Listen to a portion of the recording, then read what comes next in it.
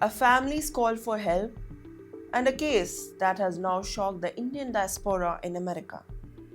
Hi, this is Navabal and you're watching TimesXP. 22-year-old Indian student in the United States has been arrested on a serious charge, arson and making a terroristic threat against his own family.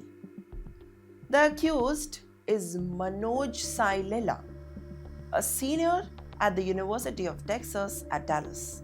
According to official records, police in Frisco, Texas, arrested Lella on Monday after his family contacted the authorities itself. They reported a disturbing mental health episode and claimed that he made threats against them. Police alleged that the days before the arrest, Lella attempted to set the family home on fire. When officers arrived, they found enough evidence to take him into the custody. And then, with that being said, Lella has now been charged with arson with intent to damage of habitation, a first-degree felony, and with making a terroristic threat against a family or a household member with the Class A misdemeanor. Initially, court documents mentioned a possible threat to a place of worship, but police later clarified that something important. There is no evidence that any religious place was targeted.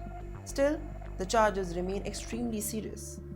Bond has been set to 1 lakh USD for arson charges and $3,500 for the terroristic threat. That's not small amount. It reflects how serious US authorities are treating this case. Now comes the bigger question. This is not just about a crime story, it's about mental health. According to the police, the family called for help during a mental health crisis, and yet what followed was an arrest that could permanently change a young student's life forever.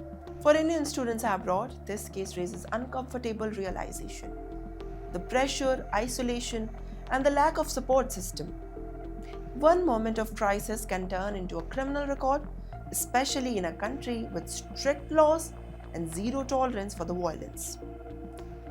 The investigation is still ongoing and the university has not issued any detailed statement, and Lella will now face the US legal system.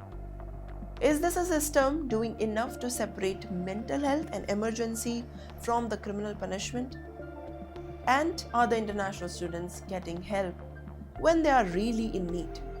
Tell us what you think in the comments.